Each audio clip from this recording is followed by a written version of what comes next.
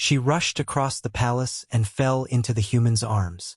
For minutes, that was all it took for a wedding to become an arrest, a court to learn what its own laws could do, and a princess to find out which of the 400 people watching her would actually move when it mattered. The alarm bells of the Thessaran court did not ring with sound. They rang with light, a pulse of violet along the crystal spine of the palace that meant, in the oldest law still written into its walls, that a member of the royal bloodline was in danger. Princess Vaiana had heard that pulse exactly twice in her life. The first time, she had been 7 years old, and a hunting accident had nearly taken her father. The second time was now, and it was her own guards who had triggered it, closing on her from both ends of the hall of silver petals with their sidearms drawn and their faces arranged into the particular blankness that Thessaran soldiers wore when they had been ordered to do something they did not want to do. Vaiana did not know that yet. All she knew in the first frozen half-second after the doors sealed behind her was that the wedding she had spent 4 months dreading had just become the last 4 minutes of her freedom, one way or another. She had learned the truth 20 minutes earlier, in a side chamber off the throne hall, from a data shard smuggled into her glove by a servant whose name she would probably never learn and whose life was almost certainly already forfeit for it. The shard held a single file, a payment ledger, a shipping manifest, and a medical report that did not match the official cause of death recorded for her sister. Keith had not died of a cerebral aneurysm 8 months ago. Keith had been poisoned slowly over 11 days by an agent traceable to House Dravith, the same house that had spent those same 8 months positioning its heir, Lord Sarandravith, as the obvious, tragic, convenient choice to marry the new heir to the throne. Vaiana had read the file 3 times, standing very still in a room full of wedding flowers, and had understood 2 things with total clarity. The first was that she was not being married. She was being neutralized, folded into a house that had murdered to get her there, and would not need to murder her. A controlled, grieving, malleable young queen was worth infinitely more to them alive.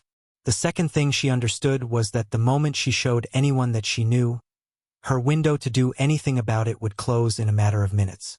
She had chosen to spend those minutes walking, as calmly as she could manage, out of the side chamber and back toward the hall of silver petals, because the alternative, screaming, fleeing, doing anything visibly wrong, would have gotten her quietly detained by her own honor guard before she reached the door. She had almost made it. She had gotten as far as the long gallery that opened onto the hall itself, in full view of 400 assembled nobles who had come to watch her be married, when a courtier from House Dravith's retinue caught her eye across the room and smiled in a way that told her, with total certainty, that he knew that she knew. That was when the violet light began to pulse along the walls. She did not know, in that moment, whether the alarm had been triggered because someone genuinely believed she was in danger, or because House Dravith had decided the cleanest solution to an inconvenient bride was to have her protected into a locked room until the ceremony could be quietly rescheduled around a more compliant version of her. It did not matter. Either way, the doors at both ends of the gallery were sliding shut, and the guards on the near side, men she had known since she was a child, men who had taught her to ride, men who called her by the nickname her mother used, were walking toward her with weapons drawn and eyes that would not meet hers. Vaiana had been raised from birth to understand protocol. She knew 41 distinct forms of formal address. She knew the correct sequence for entering a room by rank, the correct interval of silence to observe after a death in the court, the correct angle of a bow between a princess and a duke versus a princess and a prince consort. Nothing in 18 years of education had prepared her for what to do when the protocol itself was the trap. So she ran. It was, as far as anyone in that hall could later agree, the first time in the recorded 1100-year history of the Thessaran court that a member of the royal family had sprinted. She went the only direction that was not toward a closing door or an advancing guard. Straight down the center of the gallery, through the crowd of nobles who scattered before her in a widening V, gowns and formal robes flaring as people stumbled backward in shock more than fear.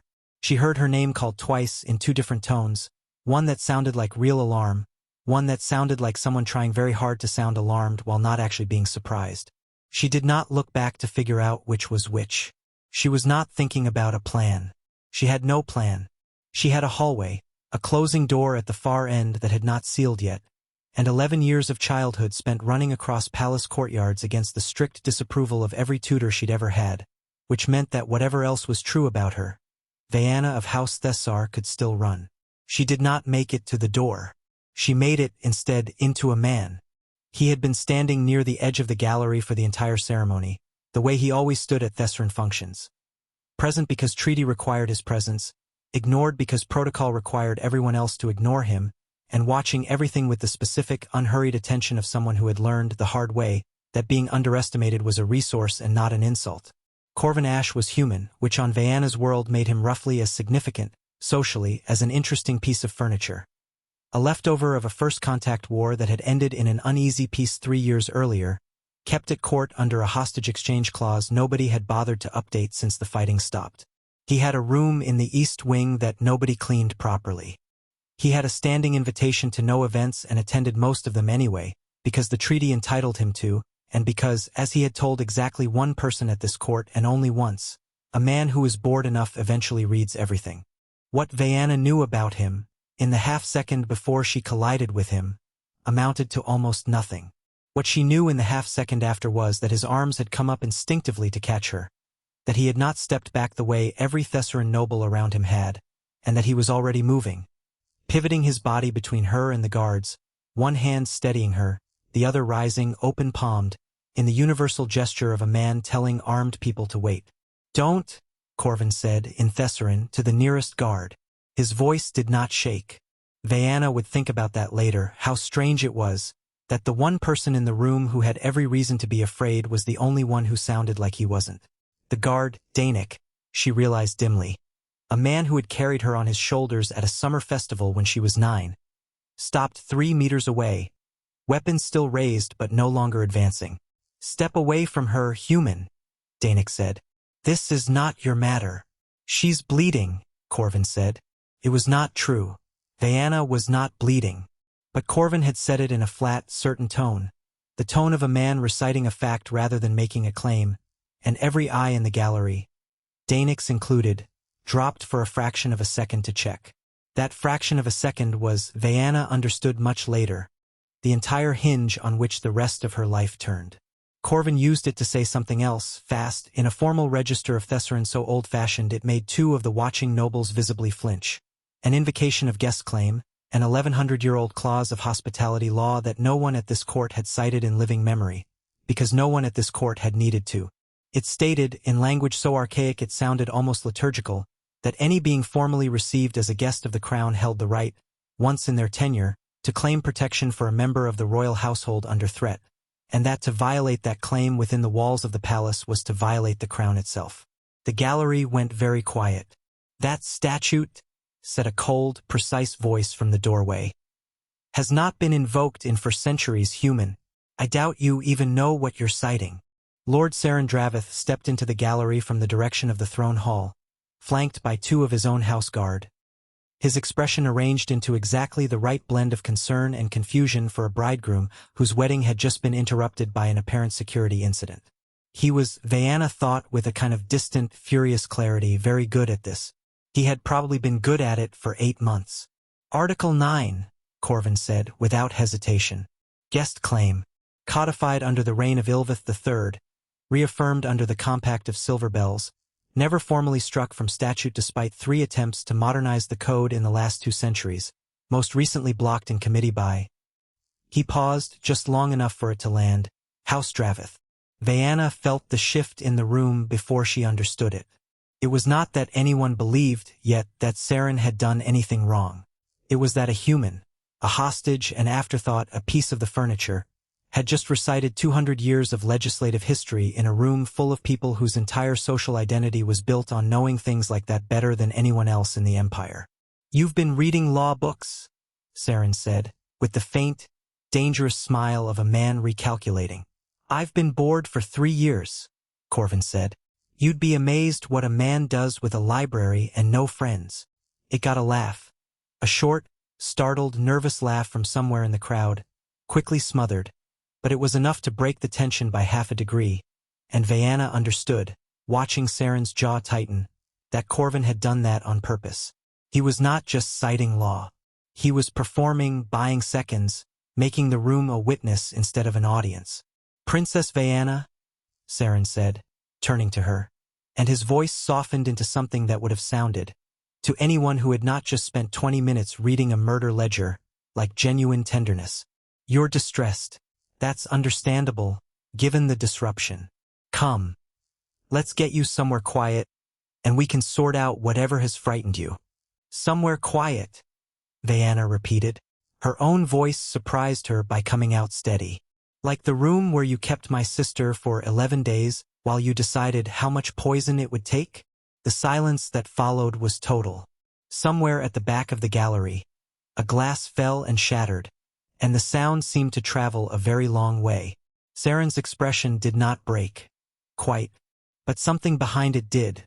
A fractional recalibration. The look of a man realizing that the piece on the board he had accounted for was not where he had left it. That is a serious accusation, he said carefully. To make in front of 400 witnesses with no evidence. I have evidence, Diana said. A ledger, a shipping manifest, a medical report that doesn't match the one your family's physician filed with the Crown Registrar. She felt Corvin's hand still resting lightly against her shoulder. Not holding her, not restraining her, just there. A point of steadiness she had not asked for and did not, in that moment, want to be without. I have it on a data shard, which is currently in a location none of your people are going to find before the palace guard does. That last part was a lie. The shard was in her glove, less than a meter from Saren's nearest guard. But it was, she thought with something that was almost admiration for herself, a very good lie, delivered with total conviction, and she saw it land. Saren's eyes flicked, just once, toward his own retinue, the smallest possible tell. She's not thinking clearly, Saren said, to the room now, not to her. Grief affects people strangely. I think it would be best. Article 9 specifies, Corvin said, cutting cleanly across him, that once guest claim is invoked, the protected party may not be removed from the guest's presence except by direct order of the Crown, issued in person before witnesses. Not by a bridegroom, not by house guard. The Crown. In person. He looked very deliberately past Saren, toward the far doors of the gallery, where a new commotion had begun, the sound of a larger retinue arriving, and beneath it, unmistakably, the low murmur that a room makes when it recognizes real authority walking into it. The Empress had come. She entered the gallery the way she entered every room, without hurry, because hurry was a thing other people did around her, not a thing she needed to do herself. But Diana caught the one detail that gave her away. Her mother's hands, folded in front of her in the formal posture of state, were gripped tightly enough that the knuckles had paled. To anyone else in the hall, the Empress looked like a woman arriving to investigate a disturbance. To her daughter, she looked like a woman who had spent 8 months waiting for a reason to stop pretending she believed the official account of Keitha's death, and had just been handed one in front of witnesses who could not later be told to forget it. Someone will explain to me, the Empress said, in a voice that did not rise and did not need to, why the guest claim alarm was triggered at my daughter's wedding.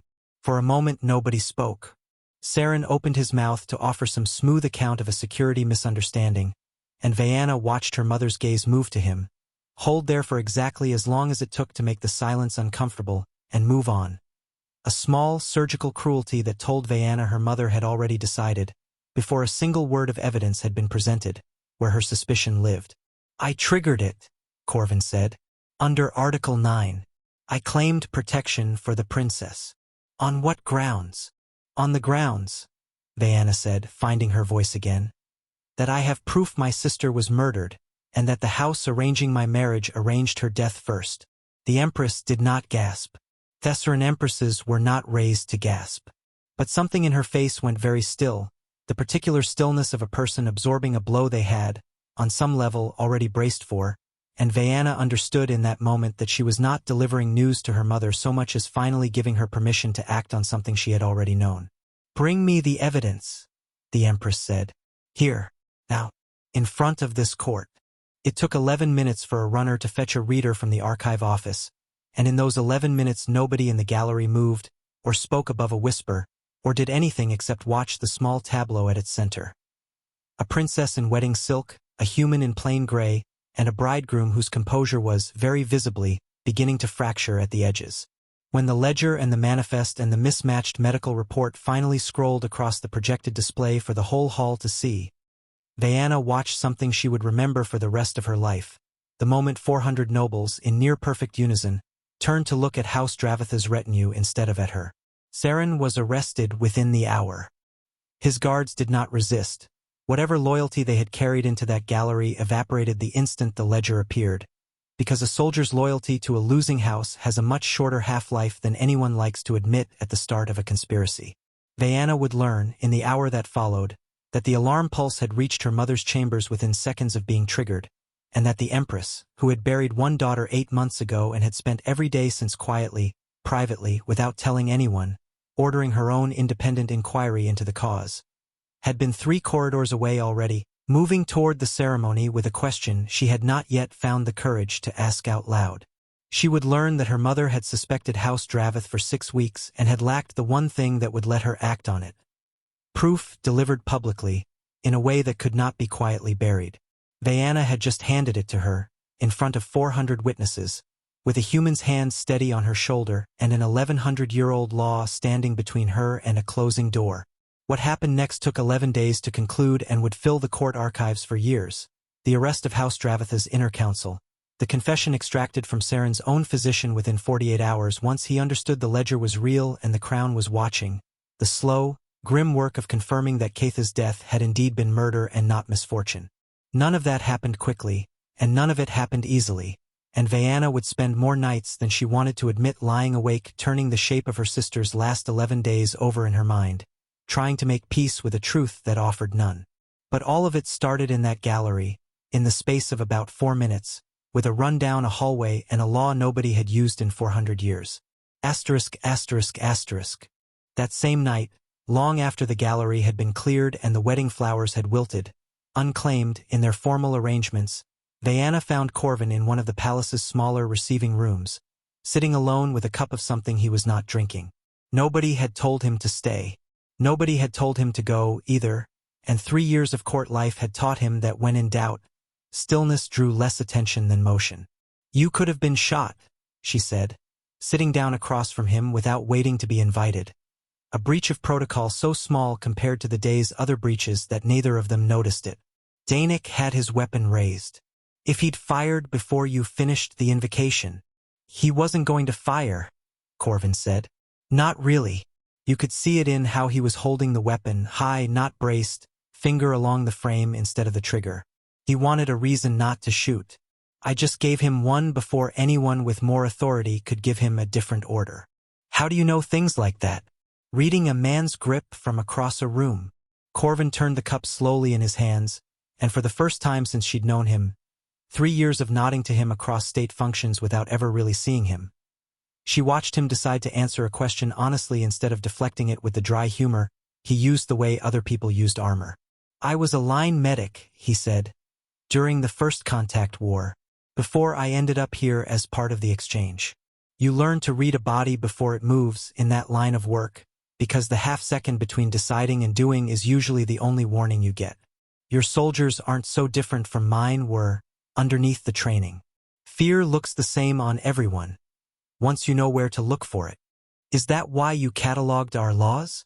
The same instinct, knowing something before you need it?" "Partly." He set the cup down untouched. "Partly it was simpler than that. Nobody here has ever asked me what I did before the war, or what it cost me, or whether I wanted to spend the rest of my life as a treaty clause in someone else's palace. Books didn't ask me to explain myself. They just sat there and let me learn something, which was more than most rooms in this building offered me for the first 2 years." Vaiana was quiet for a moment, turning that over. "I'm sorry," she said, "that we made you furniture." "You didn't," Corvin said. "Not personally. You're the first person at this court who's ever sat down across from me without an agenda attached to it." He glanced at her, something wry returning to his expression, softening the honesty that had come before it. "Present company at this exact moment being a possible exception, since you did just ask me to help draft a treaty amendment." "That comes later," she said, and found, to her own surprise, that she meant it as a promise rather than a deflection. "Tonight I just wanted to say thank you, properly. Not as a princess to a treaty clause. As myself to whoever you actually are underneath 3 years of being ignored." Corvin studied her for a moment, and something in his guarded, watchful posture eased, fractionally. For what she suspected was the first time since he'd arrived at this court. "Corvin," he said. "Just Corvin will do." It was 3 weeks later that Vaiana found Corvin where she had increasingly begun to expect to find him. In the East Wing library, in the same corner chair, with the same slightly too long legs stretched out in front of him and a stack of statute books beside him that had grown, if anything, taller since the day of the wedding that wasn't. "You're still reading law," she said, by way of greeting. "Turns out it's useful," Corvin said, not looking up. "Who knew?" She sat down across from him, in the chair that had, without either of them formally deciding it, become hers over the last 3 weeks. "The council finished the Dravith inquiry today. Full confession, all 7 conspirators. My mother's ordered the estate seized and the title extinguished. How do you feel about that?" It was, she reflected, a very human question. A Thesseran courtier would have asked what it meant for succession, for alliance, for the balance of houses. Corvin asked how she felt, as if that were the first and most obvious thing to want to know, and she had noticed, over 3 weeks of increasingly frequent conversations in this corner of the library, that he asked it often and that she had started, without quite meaning to, telling him the truth. "Relieved," she said. "Guilty for being relieved. Angry that relief is even a thing I get to feel, when Kaith doesn't get to feel anything ever again." She turned one of his books around to read The Spine, a 200-year-old commentary on the Compact of Silver Bells, dense enough to have put most of the court's own scholars to sleep. "You really read all of these? In 3 years?" "I had time," Corvin said, "and nothing else to do with it. Everyone here talks around me like I'm a very tall lamp. Turns out a lamp can read." "You're not a lamp." "I noticed the guards thought so, right up until Article 9. Very effective at making people uncomfortable, citing an obscure law nobody double-checks. Turns out that's true on Earth too." Vaiana studied him, really looked at him, the way she hadn't quite had time to in the chaos of the gallery, the trial, the 11 days that followed. There was something in the set of his shoulders that she recognized now for what it was, 3 years too late to have noticed it as a stranger would. The specific, patient watchfulness of someone who had learned, in a war and in its long, uneasy aftermath, that survival sometimes meant being underestimated on purpose. "Why did you catch me?" she asked. "You didn't know me. You didn't know House Thessar anything. If anything, you owed us 3 years of boredom and a room nobody cleans properly. You could have stepped back like everyone else did. Nobody would have blamed you." Corvin considered the question with the same unhurried seriousness he seemed to give everything, which she had come to understand was not slowness but its opposite. A refusal to answer before he actually knew what he meant. "Where I'm from," he said finally, "when someone's running at you like that, you catch them. You don't stop to check whose daughter they are first. Maybe that's foolish. On a world with airlocks and predators and 400 years of people learning the hard way that hesitation kills you, catching first and asking questions second turned out to be a decent survival strategy. I didn't decide to catch you. There wasn't a decision. You were falling toward me, and I had 2 arms, and that was the entire calculation. And the law? Article 9? You had that memorized. I told you. I was bored." He almost smiled. "But also, I've been a piece of furniture in this court for 3 years, Your Highness. Tolerated because a treaty says so, ignored because nobody thinks a human's opinion on Thesseran statute is worth the air it takes to voice it. I read every law in that library because it was the one thing in this palace nobody could take away from me by deciding I didn't matter. Turned out to be useful for something other than spite this once." Vaiana was quiet for a moment. Outside, through the tall East Wing windows, the last of the palace's daylight was fading into the long violet dusk that gave the crystal spine its color at night. The same color, she thought, that had pulsed down the walls 3 weeks ago, warning a hall full of people that a royal was in danger, and that only one of them had actually moved. "My mother wants to formally amend the treaty," she said. "Reclassify the human liaison position. Real diplomatic standing. Not a hostage clause nobody's updated since the war ended." She hesitated. "She's asked me to draft the recommendation, since I'm apparently, as of 3 weeks ago, the Crown's foremost expert on the practical value of Article 9. And what does the recommendation say?" "That's the part one haven't written yet." She met his eyes and for the first time in 3 weeks, did not look away first. I was hoping you'd help me get it right. Corvin closed the book on the compact of silver bells, marking his place with one finger, and looked at her with an expression she hadn't seen on him before. Not the careful watchfulness of a man used to being dismissed, but something plainer and warmer, and entirely without calculation. Yeah, he said. I think I can help with that. They worked past midnight, the way they had increasingly begun to do without either of them quite scheduling it. Diana drafting clauses in the elaborate formal register the Crown required, Corvin flagging every place where 300 years of legal habit had quietly assumed a human would never need to be taken seriously enough to have rights worth codifying. It was slow work and unglamorous, nothing like the 4 frantic minutes that had brought them here, and Diana found she did not mind that at all. Not every kind of courage looked like running down a hallway. Some of it looked like sitting up late with someone, fixing, line by line, the small injustices nobody important had ever bothered to notice before. Somewhere near the 2nd hour, she looked up from the draft and found Corvin watching her instead of the page, and neither of them looked away this time. For the record, she said, Article 9 only grants a claim once per guest's tenure. You've already used yours. I noticed. He almost smiled again. That same, small, unhurried thing she had learned to watch for. Good thing catching you the first time didn't require a law to make me want to do it again.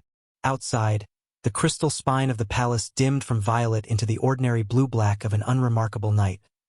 No alarms, no closing doors, nothing but 2 people in a library who had, 3 weeks and 1 desperate sprint ago, become something the old laws had never quite anticipated. Not guest and princess, not human and Thesserin, but 2 people who had learned, in the space of 4 frantic minutes, exactly who would catch whom, and had decided, quietly and without any statute requiring it, to keep choosing each other ever since.